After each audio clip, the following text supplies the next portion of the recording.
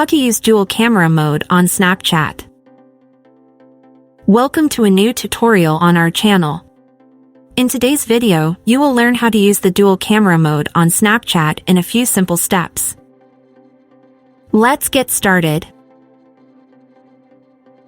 Open the Snapchat app on your phone.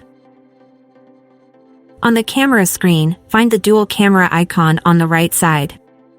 Tap on the dual camera icon. You will see two camera views, one from the front camera and one from the back camera. By clicking on the button below the cameras, you can adjust their positions. I now have the horizontal display open. Next to it, there is the vertical position of the cameras. The account icon offers the cutout option. And finally, there is the picture-in-picture option.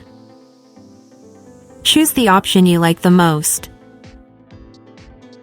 Then tap the shutter button to take a photo or hold it to record a video. And that's how you use the dual camera mode on Snapchat. Interesting, right? Enjoy creating your snaps. If you found this tutorial helpful, give it a thumbs up. For more tutorials and tips, follow our channel and check out our other videos.